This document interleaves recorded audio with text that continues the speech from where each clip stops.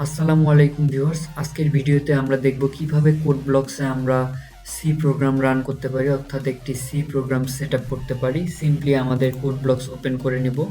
Open করে নেওয়ার পর এখানে ক্রিয়েট এ নিউ প্রজেক্ট এখানে ক্লিক করে দেব।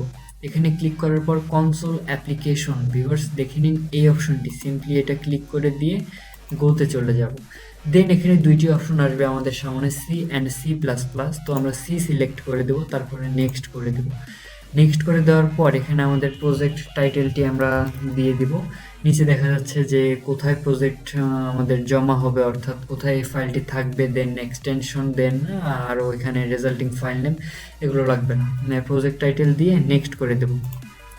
নেক্সট করে দেওয়ার পর এখানে একটি অপশন রয়েছে যে কম্পাইলার। এখানে আপনাদের যেটি দেওয়া থাকবে আপনারা GNU/G কম্পাইলার এটি সিলেক্ট করে দিবেন, যেটি দেওয়া থাকুক না কেন।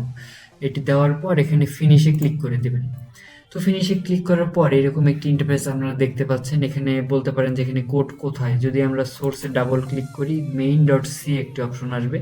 এখানে যদি ডাবল ক্লিক করি, অর্থাৎ এই যে আমাদের এই কোডটি এখানে রান হবে, অর্থাৎ অলরেডি হ্যালো ওয়ার্ল্ড এটা প্রিন্ট করে দেওয়া আছে। তো আমরা যদি এখানে এগুলো কেটে দিয়ে আমাদের মতো প্রিন্ট করতে চাই, তো আমরা এখানে করতে পারবো।